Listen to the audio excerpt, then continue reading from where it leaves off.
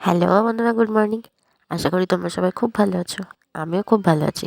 Arpita tail লাইফস্টাইলের নতুন একটা ভিডিওতে তোমাদেরকে অনেক অনেক স্বাগত। আজকে হচ্ছে ফেব্রুয়ারির 3 তারিখ, আর সরস্বতী পুজোর দ্বিতীয় দিন।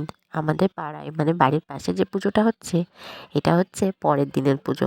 আর সেখানেই তোরসা হাতে খড়ি দেবে, তাই আমরা রেডি হয়ে চলে এসেছি পুজোর মণ্ডপে। আর আগের দিনের ভিডিওতে তোমাদেরকে বলেছিলাম যে অনেক সকালে মানে 6:30টায় পুজো হবে, তাই তোরসাকে শাড়ি পরাবো না, পরাবো লেহেঙ্গা। দেখো সেই মতো আমি তোরসাকে লেহেঙ্গা পরিয়ে নিয়ে চলে এসেছি। লেহেঙ্গা পরে রেডি করানোর পরে দেখলাম একটু ঠান্ডা ঠান্ডা লাগছে, তাই তোরসাকে আমি এই জিন্সের জ্যাকেটটাও উপরে পরিয়ে দিয়েছিলাম। আজকে কিন্তু শুধু তোরসাই নয়, তন্নিও হাতে খড়ি দেবে। তন্নিও রেডি হয়ে চলে এসেছে এখানে। তন্নিও আজকে একটা লেহেঙ্গা পরেছে।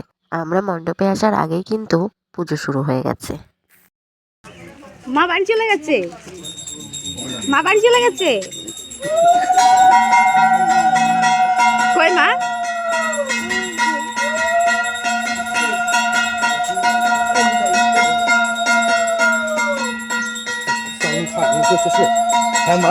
তন্নির মা কিন্তু তন্নির পাশেই দাঁড়িয়েছিল। তন্নি সেটা খেয়াল করেনি, তাই আমি তন্নির সাথে একটু মজা করছিলাম। এদিকে দেখো হাতে খড়ি দেওয়ার সময় হয়ে গেছে। তোরসাকে নিয়ে আমি সবার আগে বসে পড়েছি হাতে খড়ি দেওয়াতে। এখন হাতে খড়ি দেওয়াতে বসে কোনটা কার স্লেট সেটা নিয়ে হয়ে যাচ্ছে গন্ডগোল। তোরসার হাতে খড়ির ভিডিওটা আমি এখানে অ্যাড করিনি, কারণ ওটা একটা শর্ট ভিডিও হিসাবে শেয়ার করব।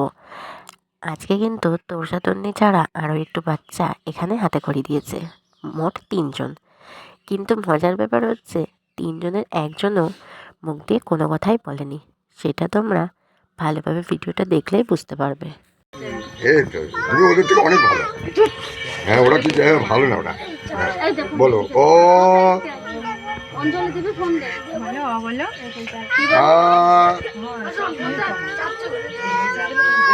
হস্যই পরিবে না, বুকটা পুড়ে যাচ্ছে শোভন। দেখ তো দীর্ঘই। দেখি সর, চল পেছনে, চল পেছনে। আবার বলো এই ও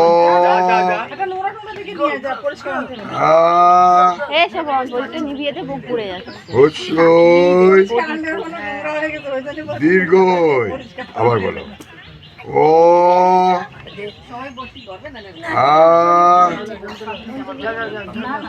হস্যই দীর্ঘই।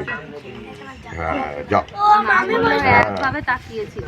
শেষ পর্যন্ত তোরসার হাতে খড়িটা তো দেওয়া হলো। এখন কিন্তু হোম হচ্ছে। তোরসার হাতে খড়ি দেওয়ানো হয়নি বলে সে কারণে আমরা কখনো ওকে লেখাতেও পারি না। সেই জন্য এবছরে তাড়াহুড়ো করে হাতে খড়িটা দিয়ে নিলাম। আর এই যে প্যান্ডেলটা দেখছো, এটা কিন্তু আমাদের পাড়ার বাচ্চারাই বানিয়েছে। আর প্যান্ডেলে সাদা কাপড়ের ওপর রঙগুলো ওরাই করেছে। প্যান্ডেলটা কেমন হয়েছে কমেন্ট করে অবশ্যই জানিও। আমার বাপের বাড়িতেও এবছর সরস্বতী পুজো হয়েছে, আমার কাকার মেয়েরা করেছে। আমাদেরকে ফোন করেছিল আসার জন্য। এখানেও অনেক সকালে পুজো হয়েছে। আমরা অত সকালে আসতে এখানে যাইনি, সে কারণে বাড়িতে অঞ্জলি দিয়ে সোনার হাতে খড়িয়ে দিয়ে নিয়ে তারপরে এসেছিলাম। কারণ ওরা অনেক সাত করে জামাইবাবুকে বলেছিল, আর বারবার করে আসতেও বলছিল।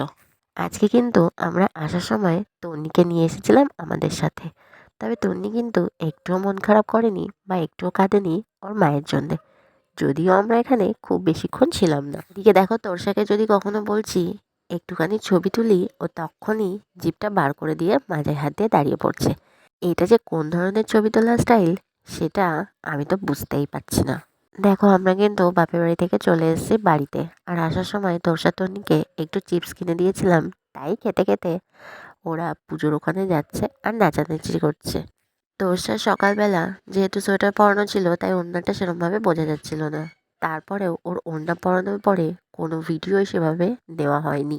তোরসা তন্নি দেখো কি সুন্দর নাচানাচি করছে তন্নিদের বাড়ির সামনে। বাড়ি যেতে বললেও যাচ্ছে না। বাজে সকাল 11টা, অথচ তোরসা সেই সকালবেলা একটু দুধ খেয়েছে, আর কিছুই খেতে চাইছে না।